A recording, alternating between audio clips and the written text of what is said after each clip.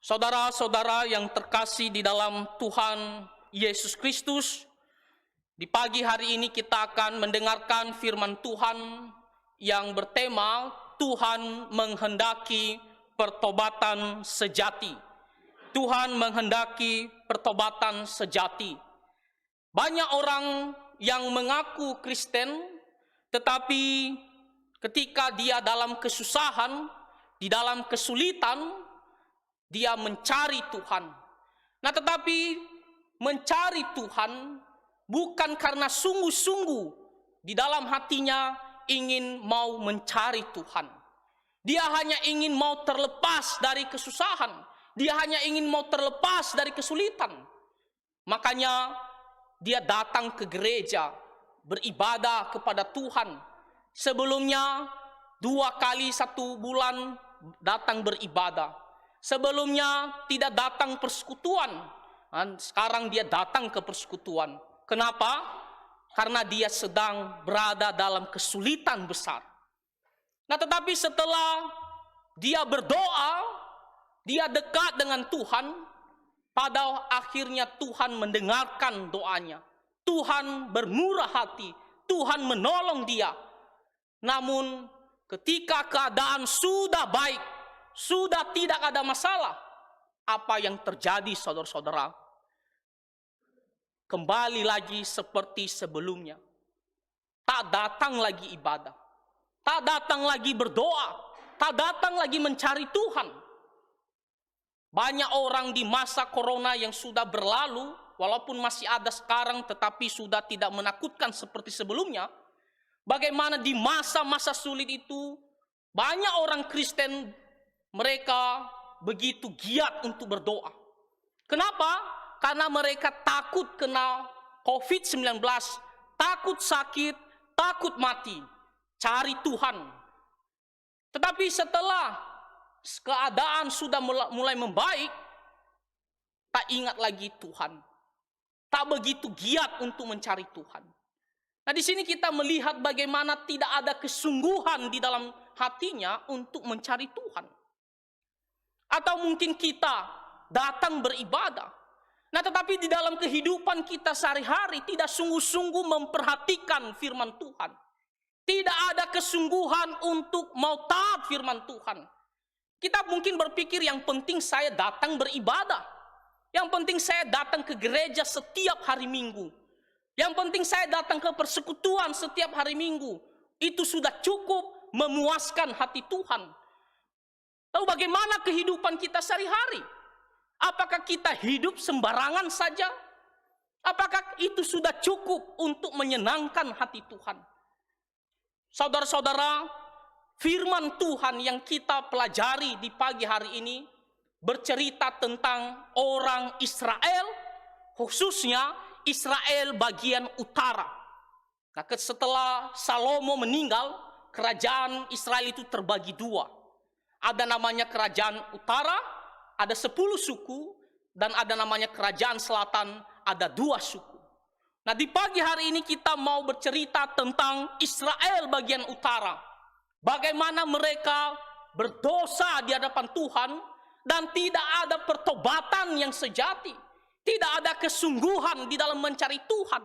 Meskipun mereka seolah-olah berusaha untuk melakukan hal-hal beribadah kepada Tuhan, tetapi sesungguhnya tidak ada pertobatan sejati di dalam hati mereka.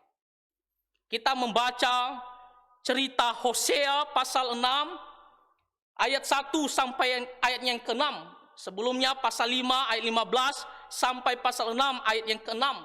Itu bercerita tentang orang Israel di zaman Yerobeam. Yerobeam bin Yoas, karena ada Yerobeam yang lain. Tapi ini adalah Yerobeam bin Yoas. Kita bisa membaca nanti di kitab 2 Raja-Raja pasal 14. Dan kita melihat di situ Hosea diutus oleh Tuhan untuk memberitahukan hukuman bagi mereka.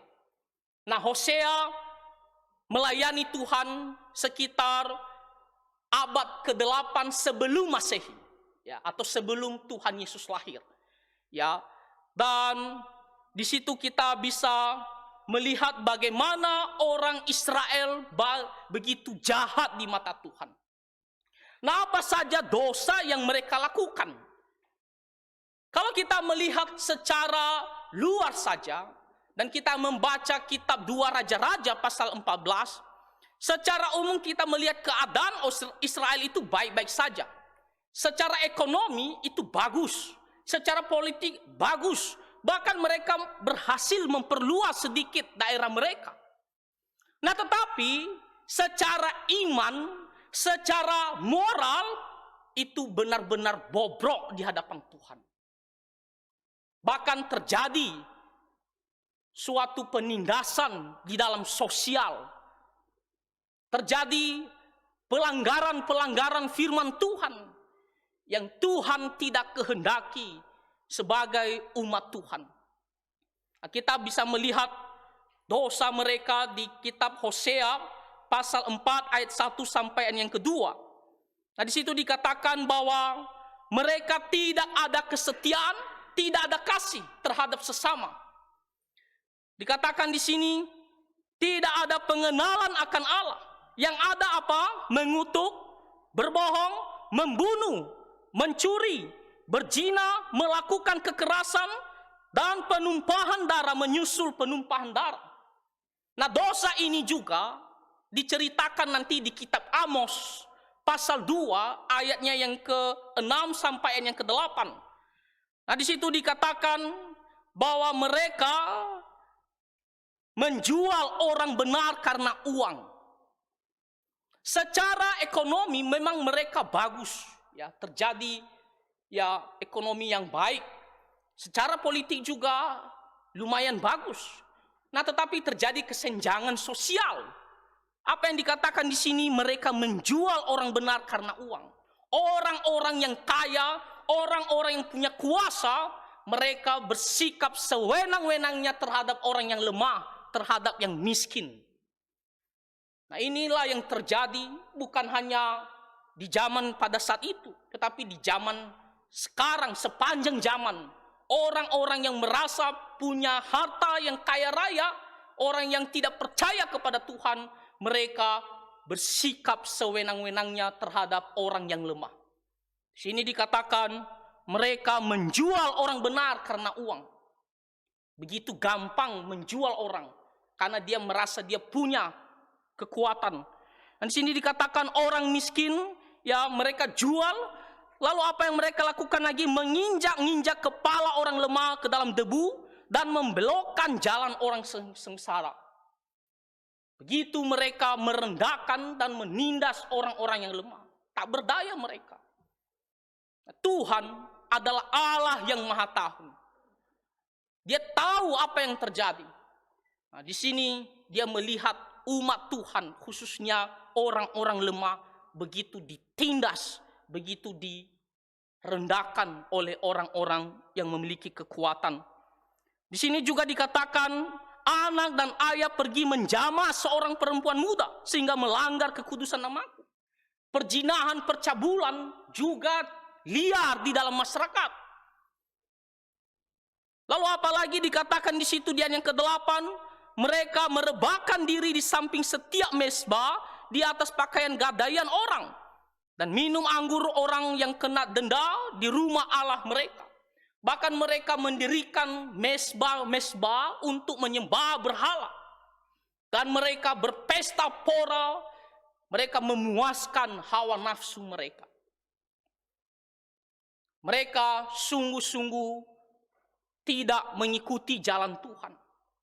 Bahkan mereka mulai meninggalkan iman kepada Tuhan Allah Israel.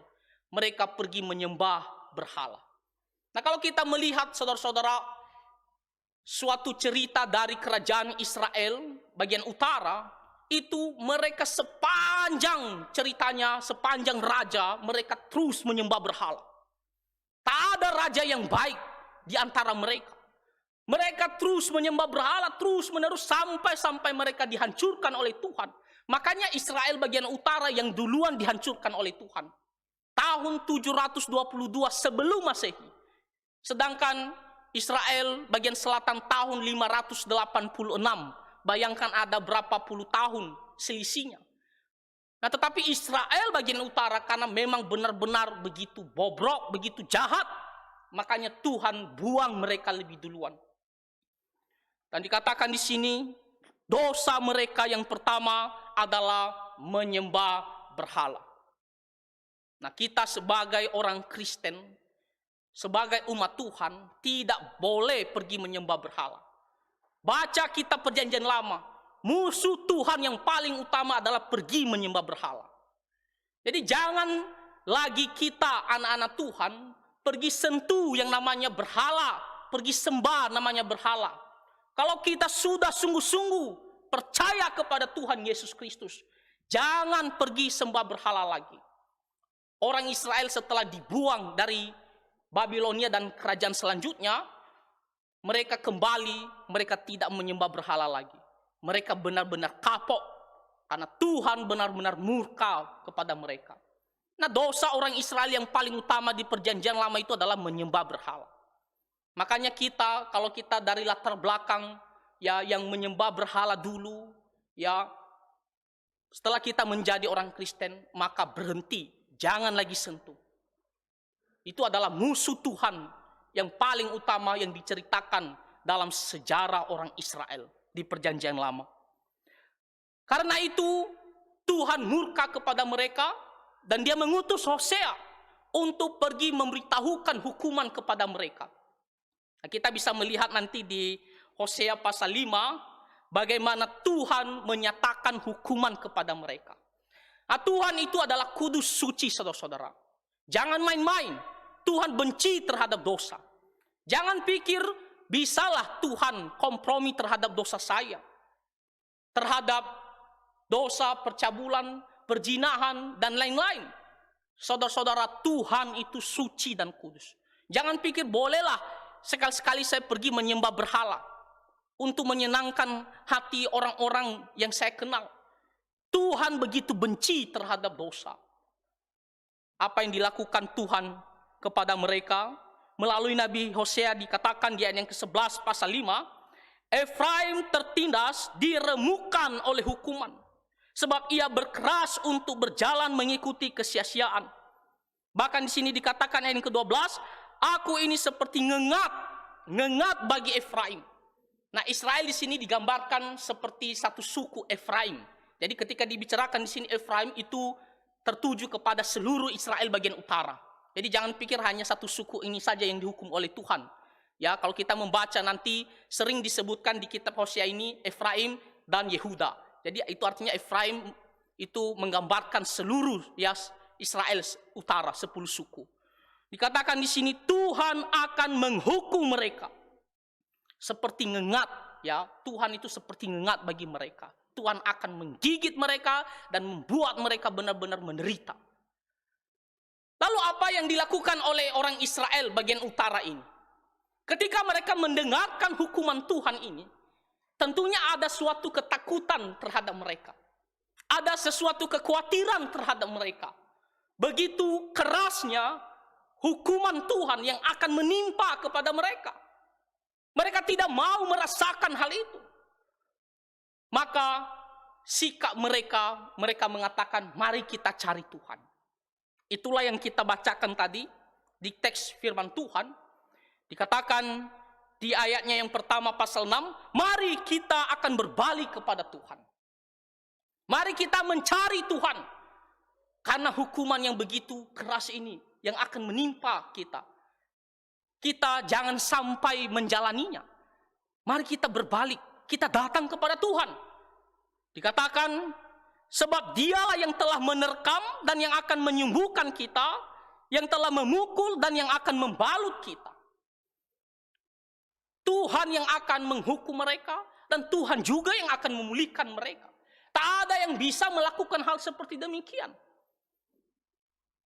Oh, Tuhan bisa menghukum, dia juga bisa memulihkan mereka.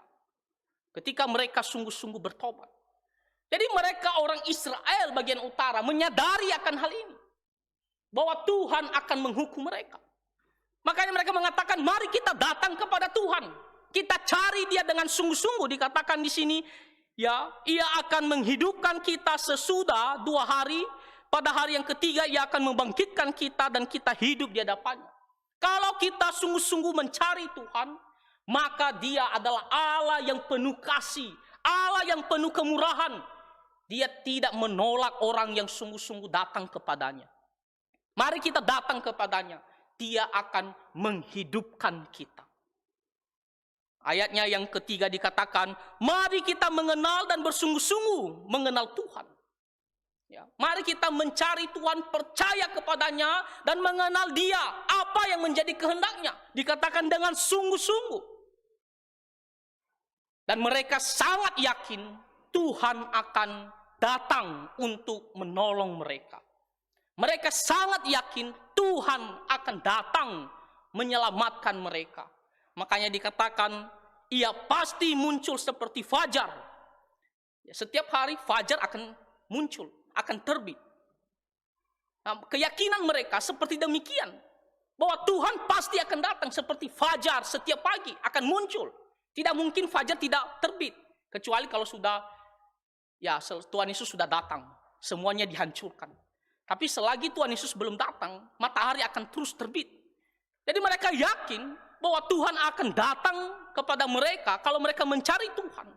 Dikatakan seperti fajar, Ia akan datang kepada kita seperti hujan. Hujan akan datang, dikatakan pada akhir musim. Ya, Dia akan datang dan akan membasahi bumi ini. Nah, inilah respon dari orang Israel ketika mereka mendengar hukuman yang akan datang kepada mereka. Nah, pertanyaannya saudara-saudara, apakah mereka ini datang kepada Tuhan dengan hati yang sungguh-sungguh? Apakah mereka ini bertobat dengan sungguh-sungguh? Pertobatan yang sejati. Ini menjadi suatu pelajaran juga bagi kita nanti. Kita mengoreksi hati kita. Orang Israel begitu gampang mengatakan kita cari Tuhan. Tuhan akan bermurah hati kepada kita.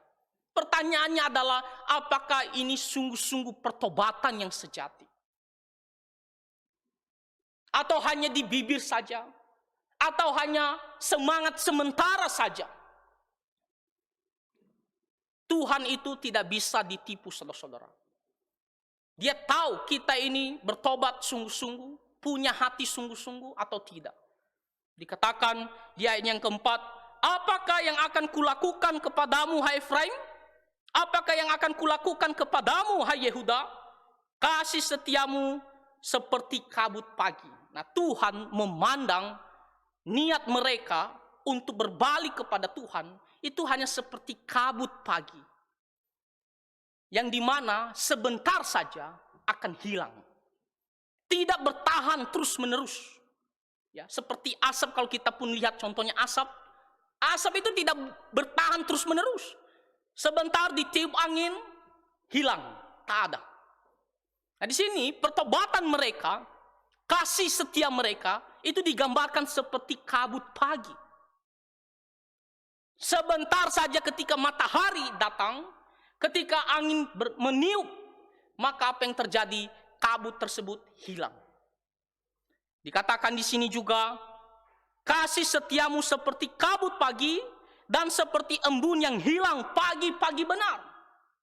Tidak bertahan lama sampai setengah hari, tidak bertahan sampai sore.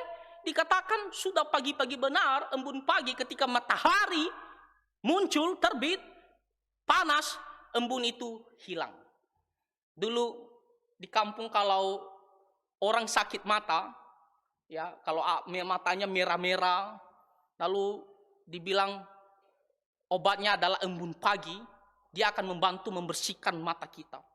Nah, jadi apa yang dilakukan, pagi-pagi sekali harus pergi bangun dan pergi ke daun-daun dan lihat ada embun dan kasih diteteskan di bola mata kita supaya bisa membersihkan kotoran. Nah, tapi kalau kita datang jam 8 atau jam 7 lewat atau di atas itu, matahari sudah terang, kita akan sulit mendapatkan embun lagi. Tak ada lagi embun. sudah kering. Inilah gambaran pertobatan orang-orang Israel. Dikatakan seperti embun pagi, seperti kabut.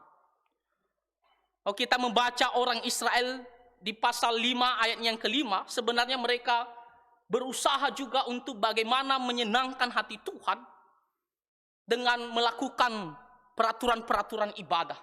Mereka berpikir kalau kita sudah berusaha melakukan peraturan ibadah, memberikan persembahan dan lain-lain, sudah cukup itu menyenangkan hati Tuhan. Lalu bagaimana kehidupan mereka sehari-hari terserah mau lihat firman Tuhan atau tidak, yang penting kita sudah lakukan peraturan untuk beribadah. Dikatakan mereka membawa korban. Mereka seolah-olah berpikir kalau kita sudah mempersembahkan korban kepada Tuhan, ya seperti yang diharapkan oleh kitab Imamat, maka itu sudah cukup menyenangkan hati Tuhan. Nah, tetapi Tuhan mengatakan, kalian tidak sungguh-sungguh mencari wajahku. Kalian tidak sungguh-sungguh mau bertobat. Meskipun di satu sisi mereka mempersembahkan korban, tapi di satu sisi mereka masih pergi menyembah berhala. Meskipun di satu sisi mereka berusaha melakukan peraturan agama, tetapi di satu sisi mereka mengabaikan ajaran-ajaran firman Tuhan. Mereka masih menindas orang-orang lembah. Mereka hidup berpesta sesuai dengan keinginan mereka. Mereka melakukan banyak dosa di dalam sosial, moral mereka jadi bobrok. Tapi di satu sisi mereka berusaha untuk mempersembahkan korban dengan tujuan untuk menyenangkan hati Tuhan. Firman Tuhan mengatakan, kasih setiamu seperti kabut pada pagi, seperti embun. Dikatakan seperti embun yang hilang pagi-pagi benar. Nah, Tuhan tidak menghendaki pertobatan seperti demikian. Tuhan tidak menghendaki hati yang seperti demikian,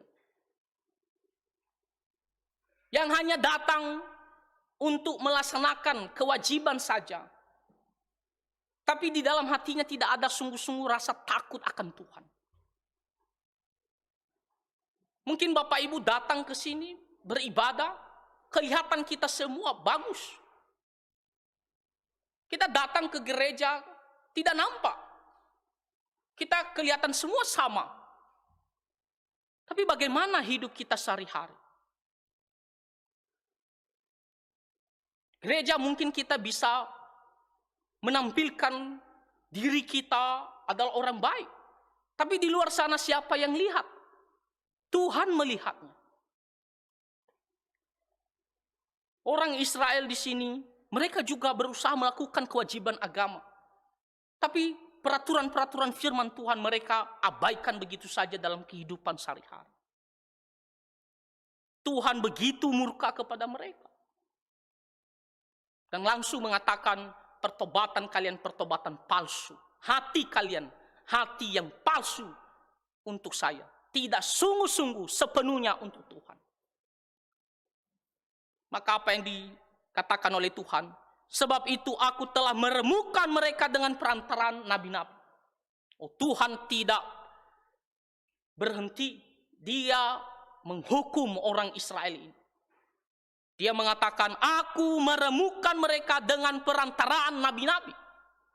Maksudnya apa? Tuhan memberikan firman-Nya kepada para nabi untuk disampaikan.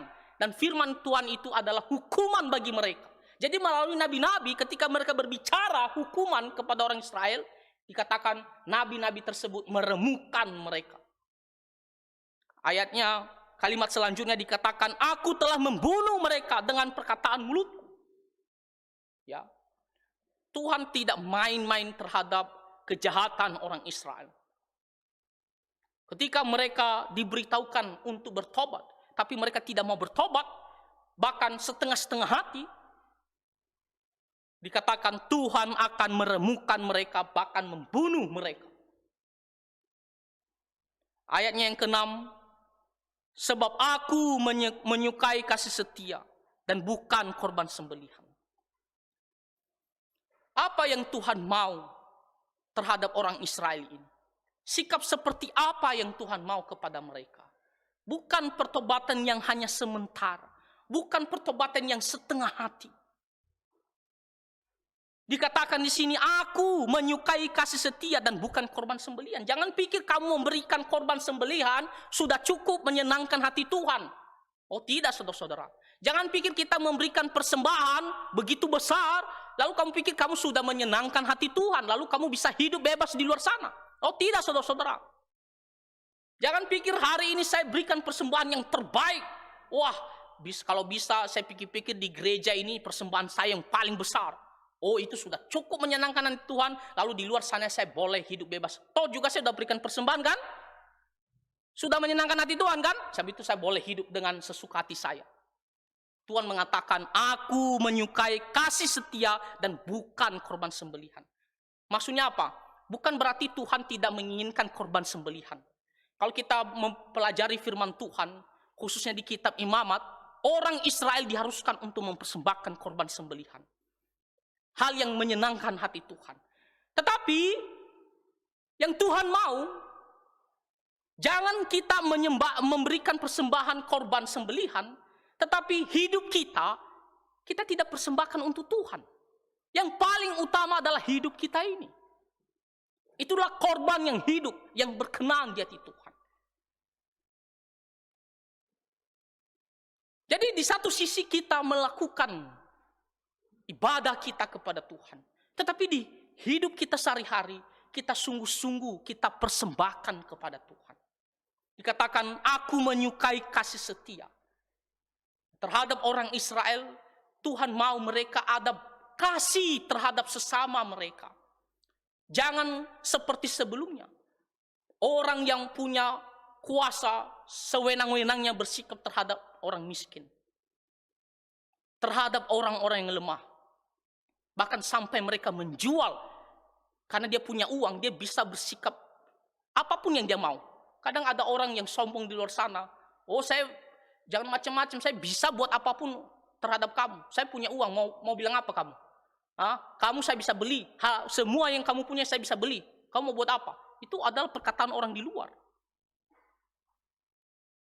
Dikatakan di sini, kasih setia. Bagaimana mereka mengasihi satu sama yang lain. Bagaimana mereka melakukan firman Tuhan. Menolong, berbuat baik kepada sesama. Itulah perintah Tuhan. Bahkan dikatakan di dalam firman Tuhan, hukum yang terutama adalah mengasihi sesama. Selain mengasihi Tuhan, mengasihi sesama seperti diri kita sendiri. Jadi tidak ada gunanya kita memberikan sesuatu kalau hidup kita hidup sembarangan di luar sana, saudara-saudara. Dikatakan di sini, dan menyukai pengenalan akan Allah lebih daripada korban bakaran. Mengenal Tuhan berarti apa? Kita harus mengetahui siapakah Dia. Kita harus percaya kepada Dia dan mengenal kehendaknya sungguh-sungguh dan takut akan Dia. Itu namanya mengenal Allah. Lebih penting itu daripada korban sembelihan. Untuk apa kamu memberikan banyak korban tapi kamu tidak sungguh-sungguh mengenal Tuhan. Tidak ada rasa takut kepada Tuhan. Tuhan lebih menginginkan hidup kita adalah korban yang paling terbaik, yang paling Tuhan senang untuk kita berikan kepada Tuhan. Dikatakan, aku menyukai pengenalan akan Allah. Lebih daripada korban-korban bakar. Tuhan tidak bisa disogok dengan barang, dengan korban.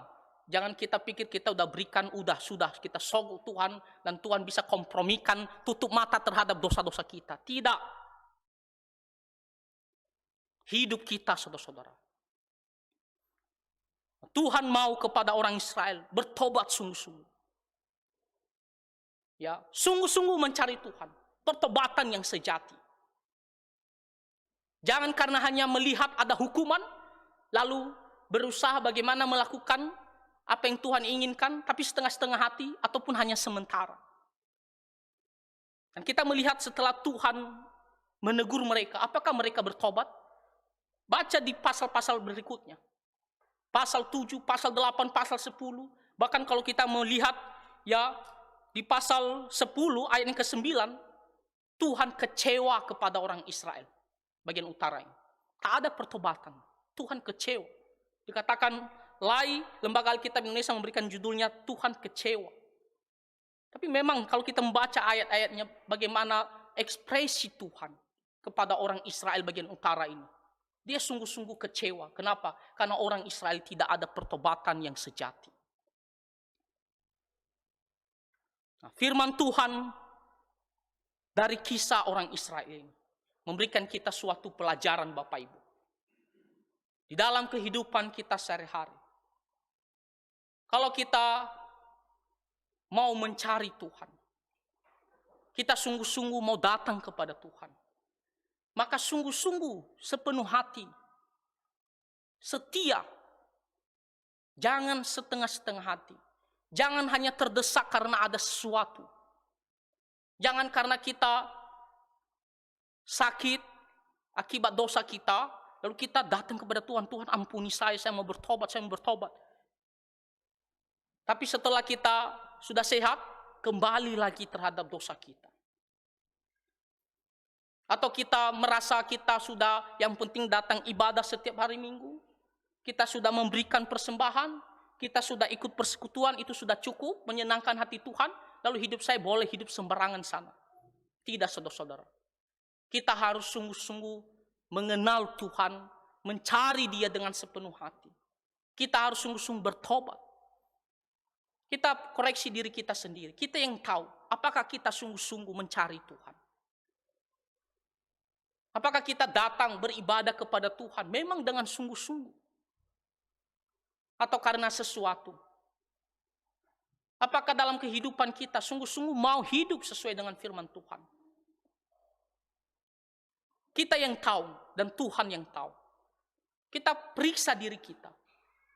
Jangan pikir kita melakukan sesuatu itu sudah cukup untuk Tuhan. Yang paling penting hidup kita.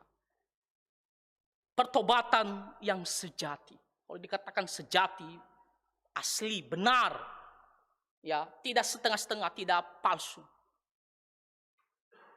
Saudara-saudara, jangan sampai kita seperti orang Israel. Yang dimana Tuhan melihat mereka kecewa. Bahkan Tuhan harus menghukum mereka. Nanti di tahun 722. Dan Hosea sendiri, dia menyaksikan kehancuran orang Israel ini. Karena apa? Karena Hosea itu melayani di pertengahan kerajaan yang dipimpin oleh Yerobeam. Sampai selesai. Sampai dihancurkan mereka. Dan dia menyaksikan sendiri. Dia menubuatkan dan dia menyaksikan sendiri. Hukuman Tuhan itu tidak terelakkan. Kerajaan Asyur datang menghancurkan kerajaan utara. Kesedihan, kelaparan, kematian di mana-mana. Begitu menyedihkan. Jangan sampai kita seperti demikian. Ketika kita berbuat dosa, harus bertobat sungguh-sungguh. Jangan ulang lagi, terus menerus.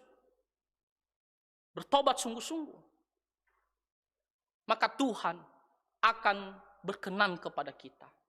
Jangan sampai kita didisiplinkan oleh Tuhan, dihukum oleh Tuhan, baru kita kapok. Tapi mari kita sungguh-sungguh mencari Tuhan. Karena Tuhan menghendaki pertobatan yang sejati. Kiranya firman Tuhan ini kita bisa mengerti dan kita sungguh-sungguh melakukannya dalam kehidupan kita sehari-hari. Tuhan Yesus memberkati. Mari kita berdoa. Bapa di sorga, kami sangat bersyukur untuk firman Tuhan yang telah Tuhan ajarkan kepada kami melalui kisah orang Israel bagian utara. Supaya kami sungguh-sungguh bertobat dalam setiap perbuatan dosa kami.